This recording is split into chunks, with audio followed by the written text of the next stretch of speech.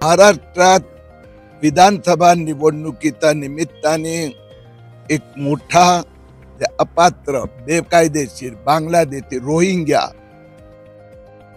आता लोकांनी भारतात जन्म झाला आहे असं जन्म प्रमाणपत्रासाठी अर्ज केले होते, तो आता घोटाळा उघडकीस आला आहे.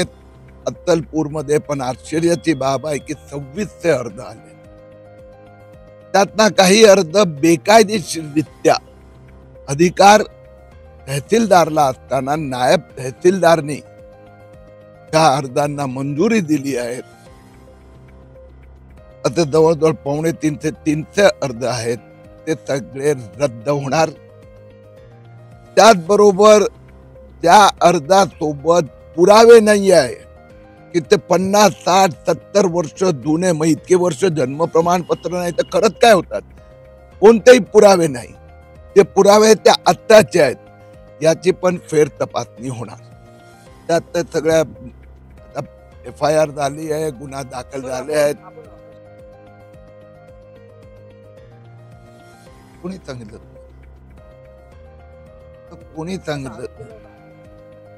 ते नाही 5 झाले आणि 2 झाले आहेत हे कोणी सांगितलं? दादा तक्रार एखाद्या निमित्त करून करतात, पण तपास सगळ्यात होतोय. 200 पुरावे तर मी दिले आहेत आणि तो तपास चालू आहे.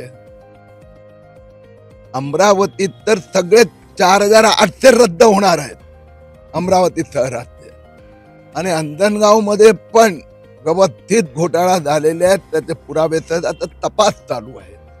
तक्रार मी अत्तलपूरचा आजचं अचिव्हमेंट सांगतो ना, अचिव्हमेंट म्हणजे उपलब्धी की 3.25 जे प्रमाणपत्र देण्यात आले ते रद्द केले जाणार. आता हे तर पहिलं, आता तपासात आणखीन बाकी येणार. हे तर पहिलं तपासात बाहेर मान्य केलं प्रशासनाने की आमची चूक आहे, त्याला अधिकार नाही, त्यांनी गपचूप ते आदेश दिले, आता ते रद्द होणार. आम्ही फक्त एकच गोष्ट सांगितलं की या देशात तो जन्माला आला आहे, आता इतकी 40, 50, 60, 70 वर्ष त्यांनी अर्ज का केला नाही?